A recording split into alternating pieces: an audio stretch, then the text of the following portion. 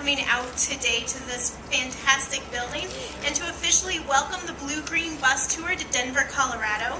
The BlueGreen bus tour is highlighting that the job is not done, that we have a lot more to do to get comprehensive climate legislation passed. But in Denver and in Colorado, we've actually done a lot and are a leader in the country and have set examples. One of these examples is a building right behind us. This building is a LEED Gold certified building that was built by union members, and we think it's a phenomenal example of what we can do when we put our priority to protecting the environment and providing good jobs. But I want to introduce some of the people involved in projects like these. And first, I'd like to introduce Mary Broderick with local IBEW 68 and the Front Range Economic Strategy Center. Hi, thanks for having me here. Like they said, I'm Mary Broderick. I'm a 28-year member of IBEW 68, which is the International Brotherhood of Electrical Workers in Denver, Colorado. And our particular local has been at the forefront of the renewable energy movement, green jobs movement, probably since about 2003. And many of my brothers and sisters have worked on Colorado projects such as the DIA solar project and some of the large wind farms that have been built here in Colorado. I'm also presently working for PRESS, Good Jobs, Strong Communities, on a Green Jobs Training Initiative. PRESS's mission is to uplift working families through organizing and advocacy. With the present Colorado construction market, unemployment nearing 20%, we're helping to connect people to training so that they're able to get good jobs. So the training's in place. Now we just need to see policy to create jobs and put these people to work. We're at this building, 1900 16th Street, because it is sustainably designed, as Faith mentioned. It's LEED Gold pre-certified, and so basically, you know, the building is environmentally sustainable, the building itself is energy efficient, and the occupants are comfortable. But this building built sustainably is unique in that it was union built sustainably, and that translates to sustainable jobs. So the construction workers on this project receive family supporting wages, health and pension benefits, which were negotiated through a bargaining agreement. And construction workers also worked in a safe environment, and they had the quality training to do a quality job. The electrical work on this building was performed by some of my brothers and sisters who were members of IBEW 68. A total of 40 were employed on this project. Dyna Electric of Colorado was the electrical contractor for the 15-month project duration. And I really feel this building serves as a model of what we need both locally and nationally. We need to rebuild America's buildings efficiently and sustainably. We need to have a renewable electric standard that will drive the renewable manufacturing and construction markets, and we need to rebuild the transmission grid to bring renewable electricity from where it is generated to the grid.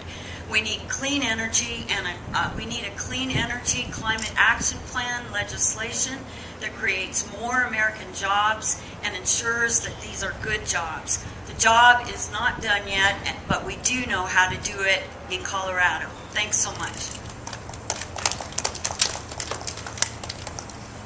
And now I'd like to introduce Philip from the Alliance Center for Sustainable Colorado, and he is an expert on sustainable design and building.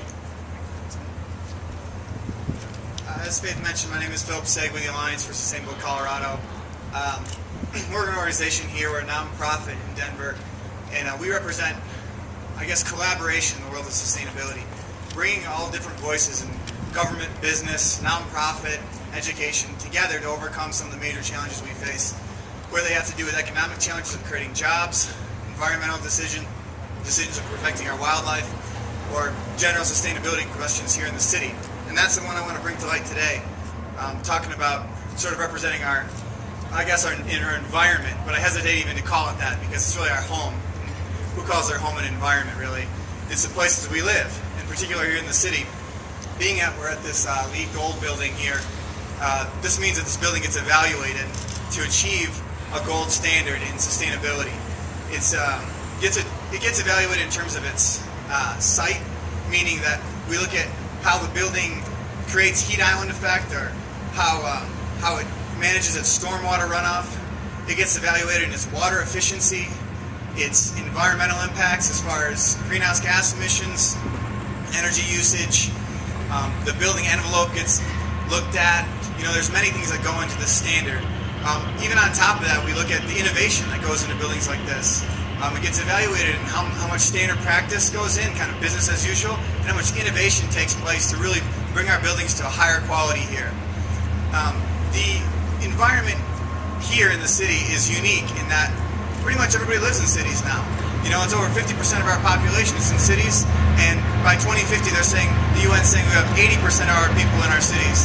And that being the case, it's really our biggest challenge and our biggest opportunity here in the built environment.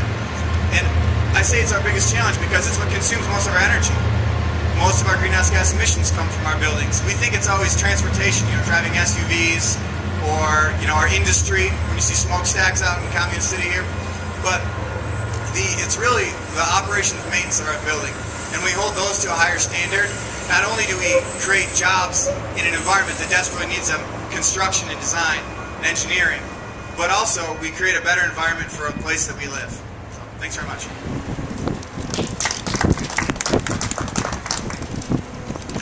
And now I'd like to ask Maria DeCambra, the State Director of Democracy, to come up.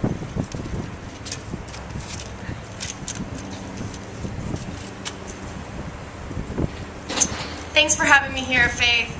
My name is Maria DeCambra and I'm the State Director of Democracia.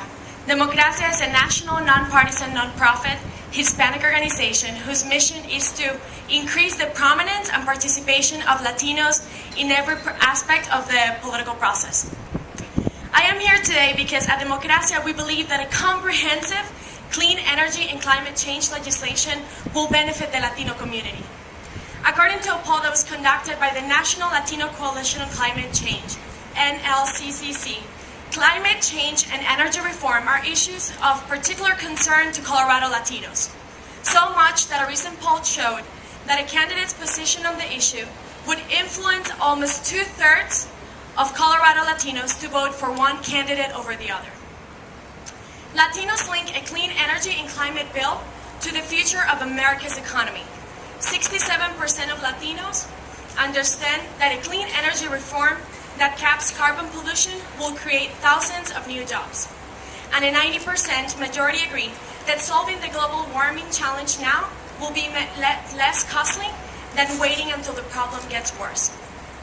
As we all know, the Latino community is often impacted first and hardest by economic downturns like our current recession. In fact, nationally, the unemployment rate for Latinos is 3% higher than the average. That's why it is so important that we pass a comprehensive clean energy and climate change legislation, since it will create thousands of green jobs. Not only would this legislation create new job opportunities for the Latino community, building a 21st century clean energy economy will help reduce low and moderate income families' utility bills by making homes more energy efficient. And this is not just a question of creating jobs. It's also a critical health concern. Did you know that nearly 5.5 million Latinos live within a high-risk area where health impacts from power plants are the most severe? This may be a contributing cause to why Latinos are disproportionately vulnerable to health risks that are tied to air pollution, such as asthma, emphysema, and other serious illnesses. Look, I am not an environmental expert, but I'm a Latina. And I can tell you that this is an issue that's very important to my community, and that is why it's so important that we push our legislators to hold them accountable to pass a clean energy and climate change bill. Thank you.